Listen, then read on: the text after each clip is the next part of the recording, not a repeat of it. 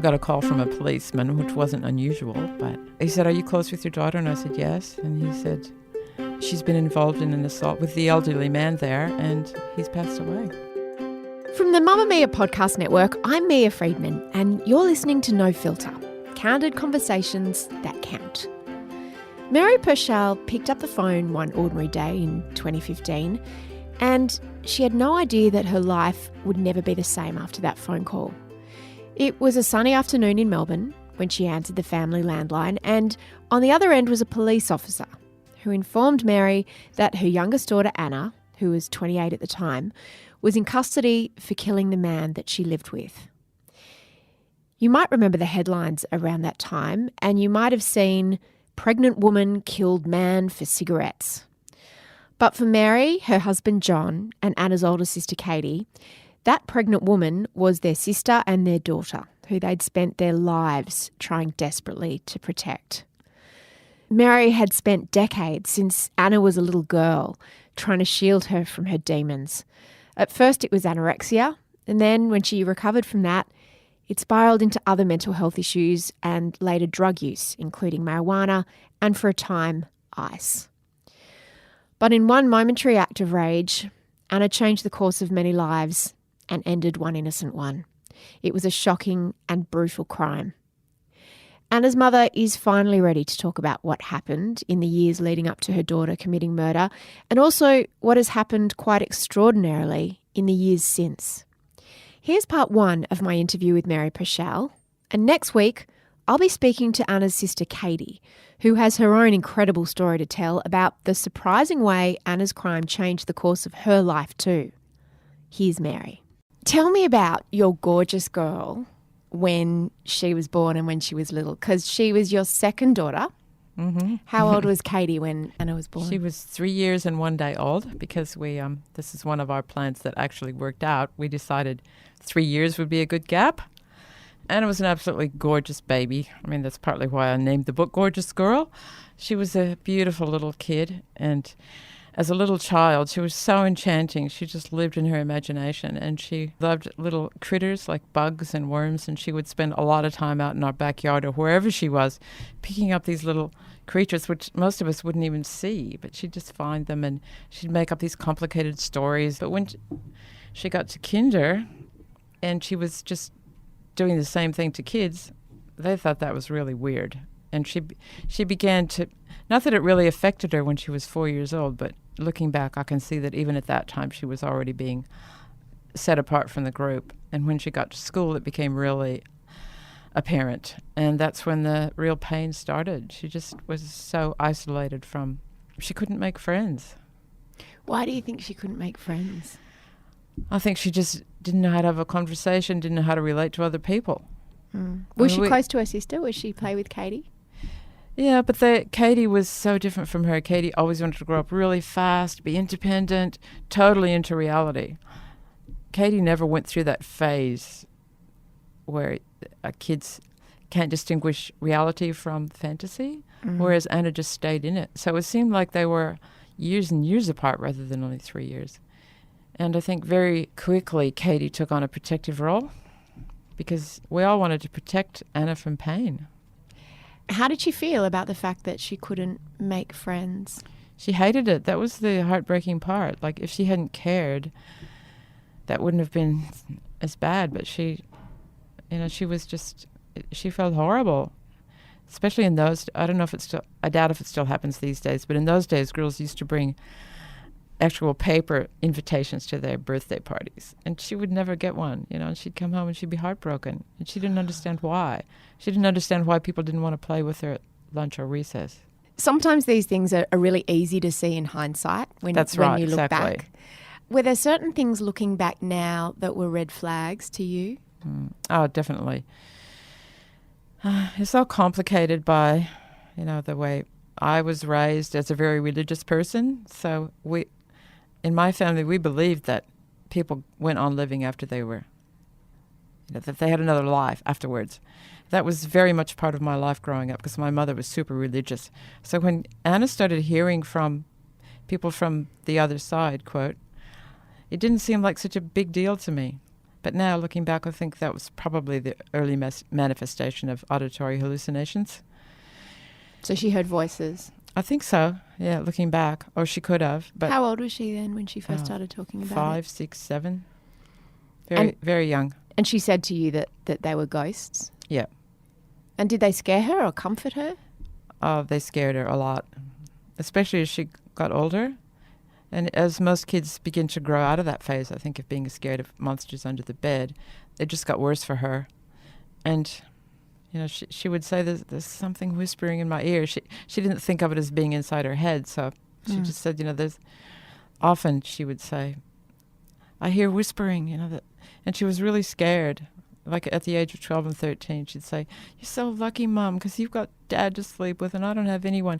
Because at that stage, Katie had moved out and had her own room. And after that, Anna became really, really scared of the dark, of staying alone in her bed. And I think we should have taken more notice of that, but we didn't know it at the time. As a mother, I think one of the hardest things is to see your child suffering, and they say you're only ever as happy as your least happy child. So how would you comfort her when she would cry to you about not having friends or being left out at school or being scared? Just try to make her happy at home. I bought her a lot of pets because that made her happy momentarily. And actually, looking back now, I also wonder if that set her up for addiction, because that kind of instant gratification. Like, I didn't know what to... Well, we gave her heaps of advice. Like, try this, try that with kids, smile, go up to them, and ask about them. Don't always talk about yourself and what's in your head, So we gave her friendship advice, and we even took her to a course for anxious children. But basically, I just... Like you said, it's so hard to see your child in pain. And I just wanted to make her feel better. So she'd be so upset, and I'd be sitting beside her bed, which I did every night to try and make her feel better after Katie wasn't in there. And I'd say, oh, how about we go and get another budgie at the weekend, or some more fish, or some more lizards, which she loved. Yeah. And she'd be like, okay, and that would cheer her up. But that was such a short-term solution. One time, now. Sometimes you would make her brownies in the middle of the night. Oh, yeah, I did do that. I get that. It's very confronting seeing your child in pain, and you'll do anything to try to take that pain away. Yeah, I used to say, the heartbreak for them is worse than for yourself. And I felt like my heart broke for her so many times. It felt like scar tissue in the end. She developed anorexia as a teenager. Yeah. And at first you didn't really realise, did you? No, because I had this idea that anorexia happened with girls, we thought in those days, who were overweight and wanted to change their body image. But she was skinny, so I didn't sort of connect that when she started eating less. She said it was because she didn't want to get pimples, and she thought eliminating fat from her diet would stop her getting a bad complexion. And I thought so too at the time, because I'd been told that as a teenager. If you eat fat, you get pimples. And I think so many other things were going on. That was the time when she and I went back to when my mother was dying, and I think I just didn't pay enough attention to what she was eating, and until suddenly she was eating practically nothing. And what was the tipping point when you realised, hang on, she's really sick? Well, partly because Katie said to me, have you seen Anna naked? And I'm like, no. She hasn't let me see her naked for a long time. And Katie said she just happened to see her come out of the shower, and she said, she looks like a skeleton, Mum. Because she wore a lot of layers, so you didn't realize. And then I really looked at her and I thought, oh, yeah, she is very skinny. But I was grieving for my mother at that time, not to make excuses, but, there's lots of stuff going on. And it wasn't until I really looked at her. Because she was still doing stuff. She was still doing karate and winning trophies, so... She was admitted to hospital and connected to a heart monitor because her weight was so low. Yeah. What were they worried about? It was at night that she was connected. Her heart could stop because she was so compromised. So deeply malnourished. Yeah. So she emerged from hospital. She recovered from anorexia, and she went to uni. That's right. And there was almost a golden period in Anna's life. Tell me about those years. Well, she went to a senior secondary college in year 11 and 12, and she actually made some friends, which is like wonderful. And then that must she have made your heart just yeah, sing. Yeah, it did. And then she went to uni to study psychology at Swinburne University. And she met this wonderful man, a boy. He was a couple of years older than her. He wasn't at uni, but she met him through a pool party. And they were so in love, and that was just great. So she moved in with, and I'm allowed to say this because I've discussed it with the young man and his mother. She moved in with them, and his mother has this really good business. And yeah, that was a great time. But she lived apart from us for 2 or 3 years, so we didn't really realize totally what was going on with her life. There's a beautiful photo of her and Andrew in the book, and you write that it pains you almost to look at it because you can see the potential of which way her life could have gone. That's right. What were your hopes for her during that time? I hope she'd get a career, and she could have actually worked for Andrew's mother's company and been a part of that whole family enterprise, which is in medical technology, a growth industry. But apart from that, we just hope she'd get a career in psychology. She'd always dreamt of being a forensic psychologist, and she's so intelligent and so articulate. Her vocabulary is amazing. She only has to hear a word and she remembers it. She's got the best vocabulary of anyone I know apart from her father.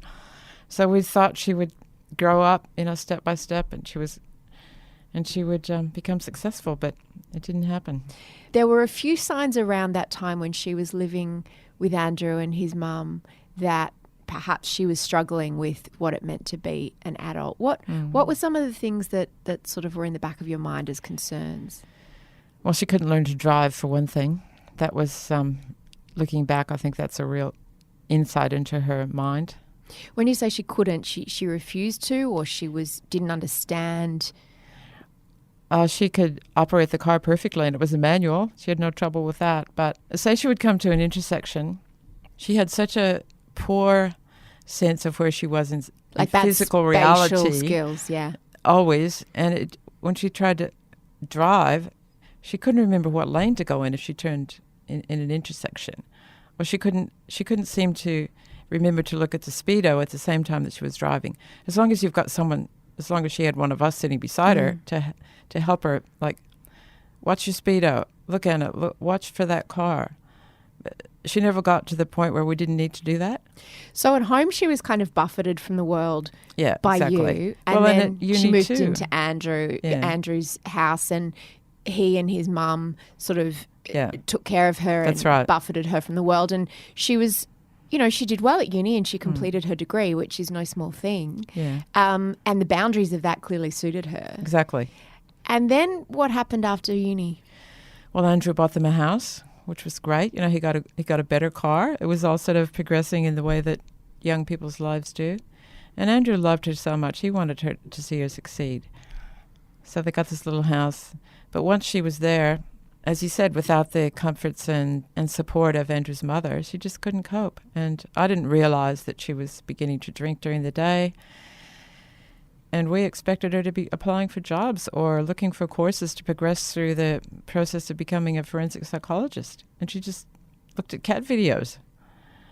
So Andrew would be calling her from work saying, what are you doing? And then she met a friend who introduced her to weed. He said, you're drinking too much. You'd be better off if you smoked dope. So she started that, and then she left Andrew's place at the end of that year and came back to us, and that's when the real degeneration began.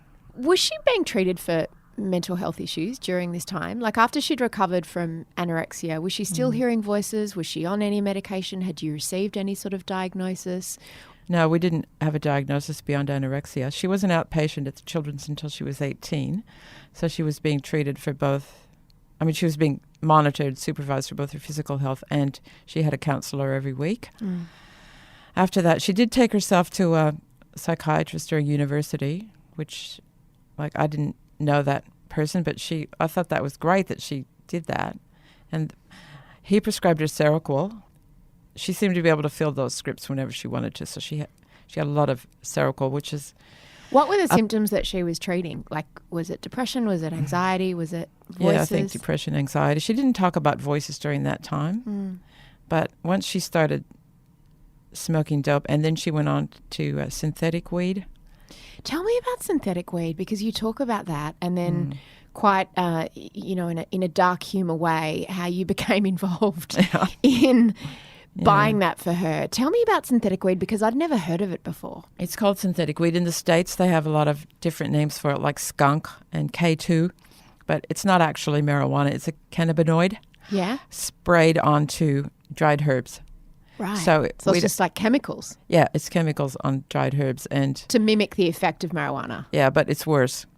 It's quite damaging. They can be damaging chemicals. From what I understand, most of them come from China, and if the government outlaws one of the chemicals, they just change the composition slightly so that it's a little bit different.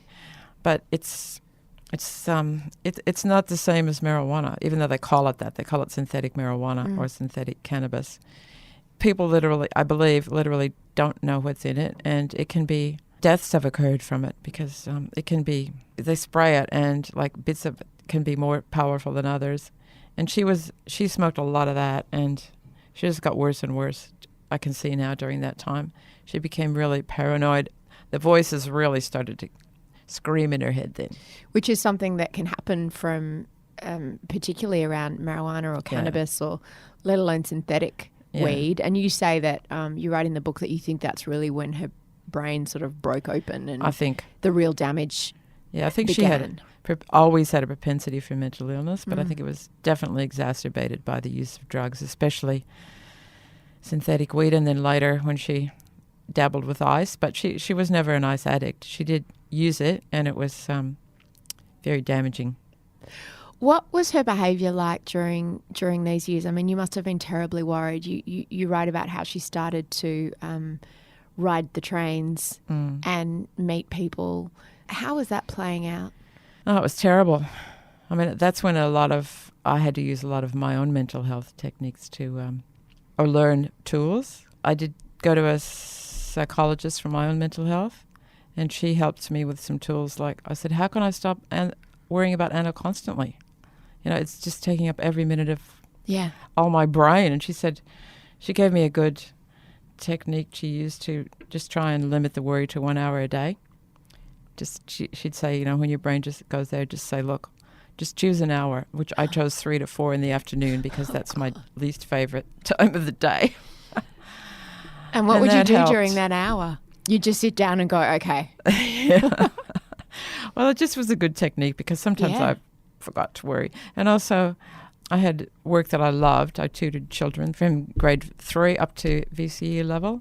So that was a big mental health technique for me because I did everything I could possibly think of to help Anna. And beyond that, I thought, well, if I can't help her, at least I can help the next generation in some way.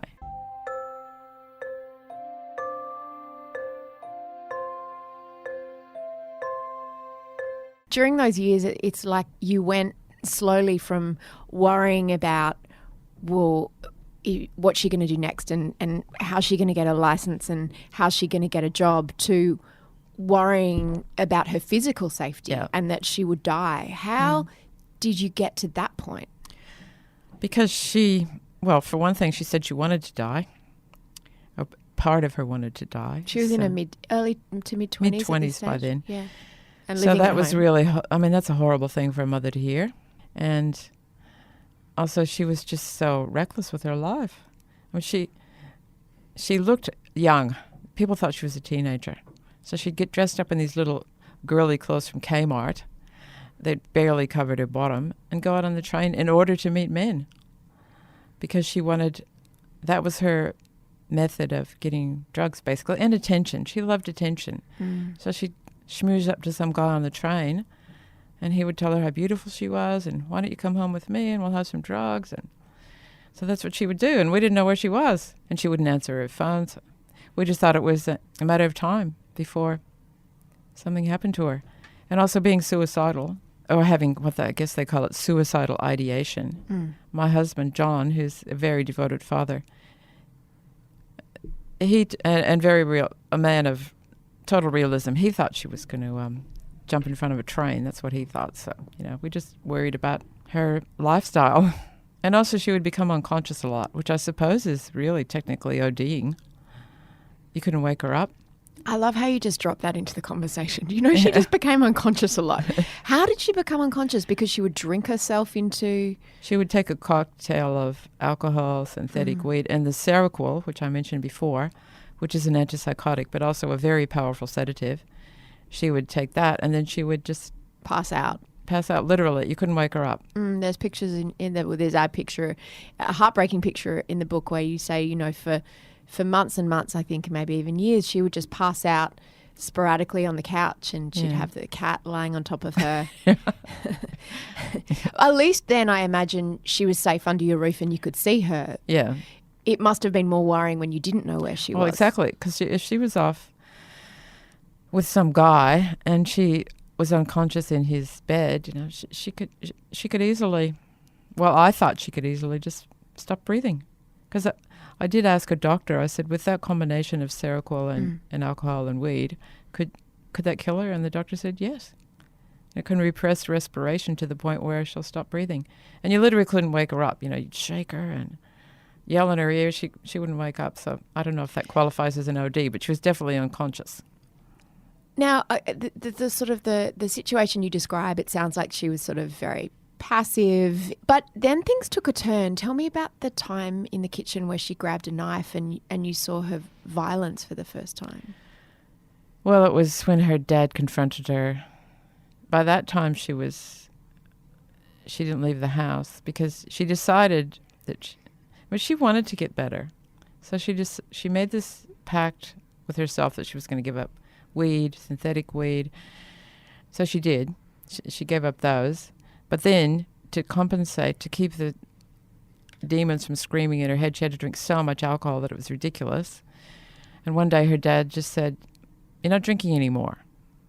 And he took the beer and threw it out or something. And she just got so angry with him that she grabbed the butcher knife. Thank goodness she was wearing a big puffy jacket and he was right beside her. She just picked it up and aimed it toward her chest, and he grabbed it. And she was like trying to use it to stab herself, and he was like holding it back, and it took all his strength, because once she gets angry, she's really strong. This little tiny, skinny girl. And yeah, I didn't know what to do. And and he wouldn't let go, and she wouldn't. So she was screaming her head off. So I rang her doctor, who I really trusted, and I said, "Dr. Deb, what should I do? Listen to this." And she goes, "You got to call the police, Mary." And I said, "But I don't want to, because there's been too many incidences of the police. You know what can happen if you call up the police for a mentally ill person?" But in the end, I did, and they were great. There have been instances of police shooting mentally ill people. But in the end, they came, and it was great. In the end, tell me about the policewoman that came. Well, there was a policeman and a policewoman, but they came in, and by that time, as soon as Anna heard the car, she immediately settled down and became a good little girl. But the police said, "You did exactly the right thing, Mary. You should have called. You needed to call us." And she said she had a background in psychology, the policewoman, and she said, "This girl needs to be in a hospital long term, and then she needs rehab." And she said, "Well, we'll take her to the Northern Hospital, and they'll put her in the psych ward, and she can be under the adult mental health protection." And I still remember to her, she said to me, if she's medicated well, gets good nutrition and sleep, she can have a lot of good days. And that just sounded like magic to my ears. Oh, really? Because I just thought, oh my goodness, good days. How low is the bar? Yeah. That's how low it had got to, right? Where a few good days sounded like nirvana to you. So we took her in our car with the police behind us, and I was sitting in the back seat with her, and the policewoman said, "Just give me a call if anything happens." And here we go, going 70 kilometers an hour up Pascalville Road. Anna tries to jump out of the car, and so then we hear ER, ER. So the police car pulls up and says, "You have to get out, Anna, and come with us now."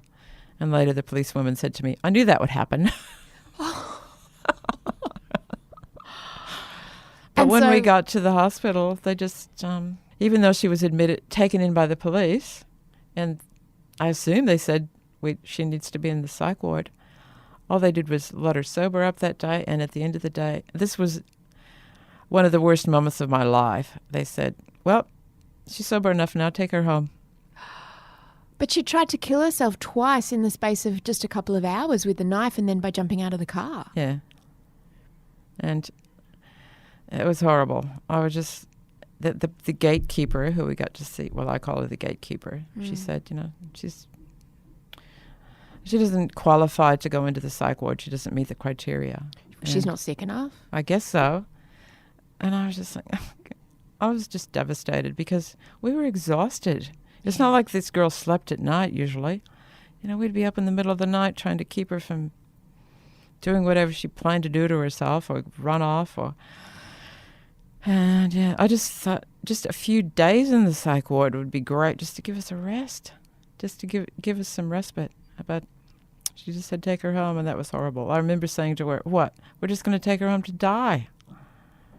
And what did they say? Bye. Is that when you first really became aware of the deficiencies in the public health system for dealing with people who had mental illness? Well, I think that sort of hope that I had when the policewoman talked to me and the crash into like, well, she's our responsibility, was just like a terrible feeling because we didn't know what to do with her. I mean, I had tried everything. I mean, I'm an educated person. I've got heaps of skills as a journalist and an educator, and I had reams of material about what might help her. And I tried to get her into various programs. But if a person doesn't want to participate themselves and they're an adult... What can you do? Yeah. Her behaviour sort of escalated after this, and you talk about taking her to McDonald's and she wanted a couple of meals. And what happened then? Well, that was one of the scariest bits of her life when she'd met a guy on the train who introduced her to ice, which she really liked. But he was abusing her, and she called me up. This is previous to the McDonald's incident. She was saying, this guy's got me captive, and what can I do? And I can't remember the exact sequence of events, but she escaped from him and came home. But then, she sobers up, and she's feeling like, oh, that ice was pretty good. And he's on the phone saying, I'm really sorry, and come back, and I'll be really nice to you this time. And she had cigarette burns all over her body. From him. Yeah, and well, several cigarette burns anyway. So, me and Katie and John and Tom, that's Katie's partner, were desperately trying to keep her from going. I rang the police and I said, "Can I keep her here?" I was in tears. I was desperate, like she's going to run off and go with this person who's going to abuse her, kill her maybe. And they said, well, you can't detain her. That's assault. So I saw her going down the driveway and I ran after her saying, what are you doing? I'm going for a walk, she says. So I went with her. And that's when she went to McDonald's and ordered 2 meals with all this stuff. And then she sat down and she just spread it all over the table. She just took the burgers out, and took them apart, and just and sprinkled the chips all over them, so it was just a huge mess. And then she left. And then I was like, for a minute, I was trying to clean up the mess, thinking she said she was going to go out and going out for a smoke. But after a couple of seconds of trying to clean up, I thought, I have to go after her. So I went out, and she was gone. She hadn't gone out for a smoke. She'd gone to the train to go and meet with this guy. And she knew that that would give her a couple of minutes delay to get out, to escape. Because she knew that I'd try to clean up the mess. Were you and Katie, your eldest daughter, and your husband, were you ever scared for your own lives? I wasn't personally, but looking back, I think maybe we should have been, because she got to that point where she thought that John and I were not her parents anymore. She thought we were evil twins, doppelgangers, whatever you call that phenomenon where a person thinks that that their loved one still looks like their loved one, but it's not really them anymore. So she was in psychosis. That's what she thought about us. And she would ring her... I remember one night at midnight, and I hate being woken up at the night. Katie knows this, but Katie rang me and she was crying and she said, Anna's totally crazy. She thinks you're somebody else. And apparently she'd been saying to Katie, listen to me. They are not who we think they are anymore. You got to listen to me, Katie. Mom and Dad aren't who you think they are. They just pretend. Mom's pretends that she's this really nice person, but, So, yeah, that's the point she'd got to. So through all of this, how do you go on living a life? Because life goes on. Yeah. And you've got another daughter and she has a partner and you and your husband have a marriage and yet you are in this constant state of crisis. Well, in the end, we just couldn't. And it just came to a head one weekend when she was supposed to she'd gone into detox several times for 10 days at a time. She was scheduled to go into another round of detox, and because she had so few friendship skills, that's how she used detox, actually. She would go in, and that's how she would meet some friends, so-called friends. The best thing they did was give us 10 days of respite. That was such a great holiday. But anyway, she was going to go in for 10 days of detox, and then she was supposed to go into a program called Catalyst, which is 6 weeks of rehabilitation. That's a private program that you pay for? No, it's the government one. Oh, it's the government one, yeah. But she took herself off that weekend because she had learned that if you get really, really blotto before you go into detox, then they give you the maximum amount of Valium when you arrive. So she went off with this guy and she just disappeared and we didn't know where she was, and that was really disappointing because we wanted her to get into detox and this rehab program. And when she rang us in the middle of the night saying, "Send $200 to my account immediately or someone's going to stab me." Oh my God. And we just said, well, I said, what do you want that for? And John said, no, we're not going to do that. And then this person rang us who we don't know who it is, abusing us and carrying on and accusing us of terrible things, which I don't even want to go into the details of. But it just became too much. And John just said, that's it. She's not coming back. And also she had guys, that she was insisting that we have at the house. And it really came to the breaking point. And I was so relieved when he said that because I couldn't have said it myself. But when he said it, I thought, thank God. I mean, to think that I could get to that point with my own daughter, but I'd reached compassion fatigue by that stage. Tell me about Black Sunday. Well, I got a call from a policeman, which wasn't unusual, but yeah, he said, are you close with your daughter? And I said, yes. And he said, you realize she was living with some men? And I said, yes. And he said, the elderly man she's been involved in an assault with the elderly man there, and he's passed away. And my mind just went to pieces then. I was just screaming, and John came in and said, what's wrong? And I said, she's killed Johnny. He was the man who, one of the men that she was living with in this house, he was much older than her, and he was troubled in his own way, but was a kind person who tried to take care of her. His family don't want you to talk about too much about him. So we'll sort of skip to the next part. When did you next see your daughter after that? Well, it took about 2 weeks for me to be able to communicate with her at all. Apart from the one phone call that you are allowed to make, that is true from the television shows. She was allowed to make one phone call to me. Well, she chose to make it to me. What did she say? Well, she said, they've charged me with murder.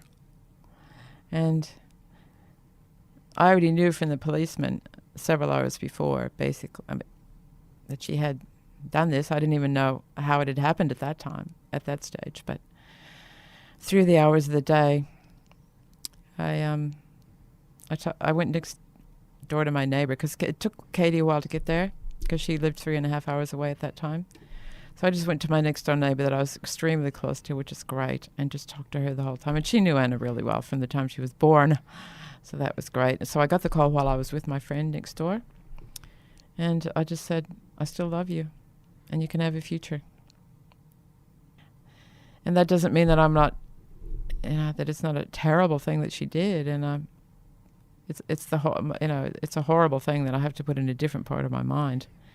But I also had my daughter that I still loved, so I wanted to tell her that, because I was afraid she'd kill herself then, because I thought she'd be so sorry for what she did. And was she? Yes. We haven't talked much about it at all. We keep that separate. But she did say to me at one stage, I felt like I was possessed. And she was just so sick at that stage. She was very unwell mentally when it happened. She was sentenced to 17 years right. in jail with 13 years Non-parole. And she served 2 of those years. Coming up to 3. In November it'll be 3 years, so she has 10 before her earliest release date.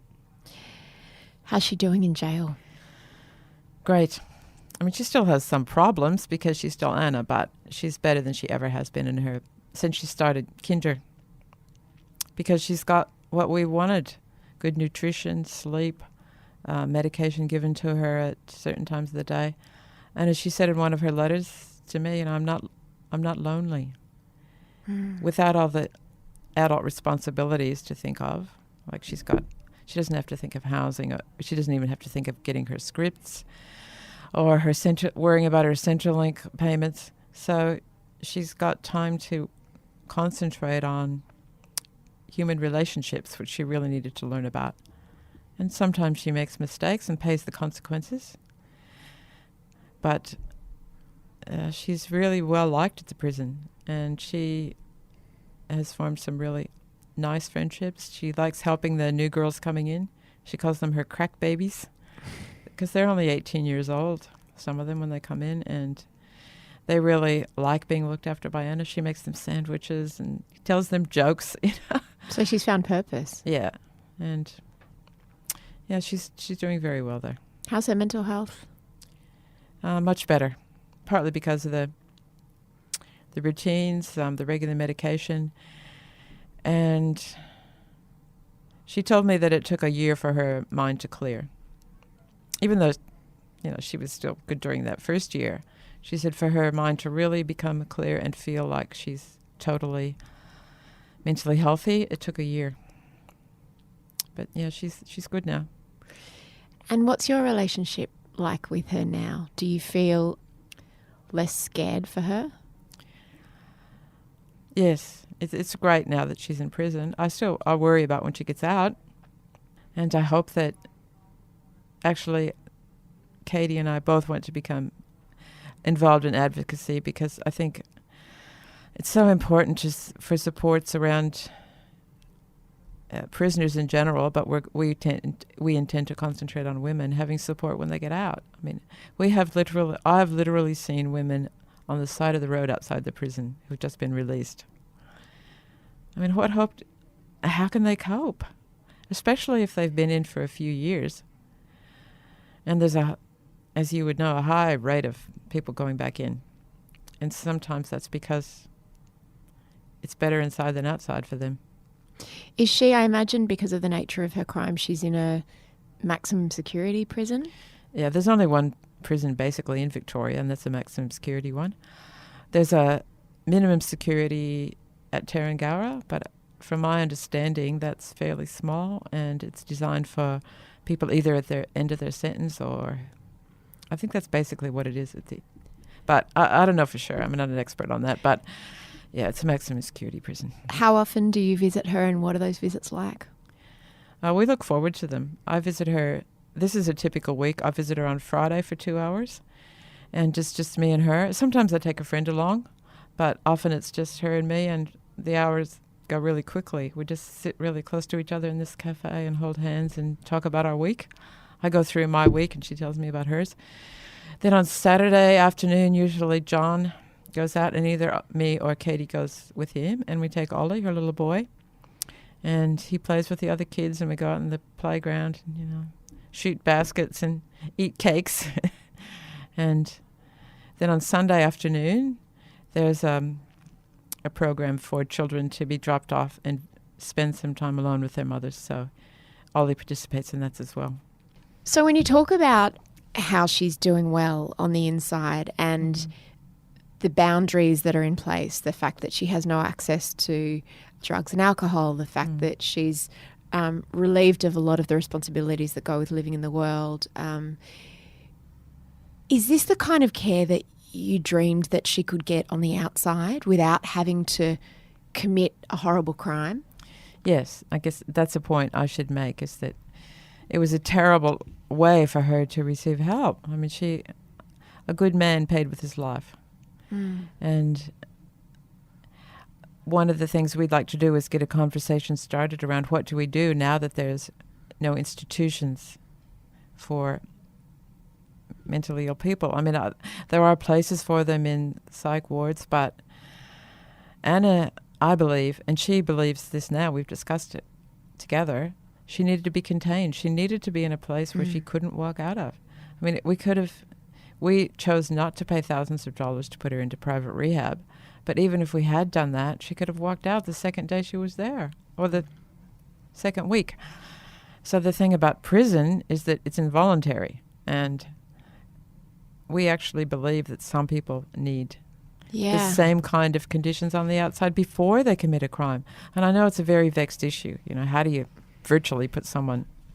Yeah, it's like committing someone, the idea of having someone involuntarily committed, because once they're over 18, the responsibility is on the family, and yet you have no power, That's right. you? You have no say in what happens to that person. You just have to clean up the pieces. That's right. And we so wish that that could have happened before she committed a crime. And she's not the only young woman like that out of the prison. So please, let's think about that as a society. You know, let's not have the prison be the place that mops up these people with mental illnesses after they've committed a crime. Let's do something about it before. Thank you for listening to No Filter. You can buy Mary's book, it's called Gorgeous Girl, at any good bookstore or at apple.co/Mamamia. And Mary wants it made known that all proceeds of the book are going to a charity that helps women in trauma. And keep your ears out too for next week's conversation, where I talk to Anna's older sister, Mary's other daughter, Katie, whose life was changed in her own extraordinary way by her sister's crime. And if you want to read an extract of Mary's book, head to mamamia.com.au.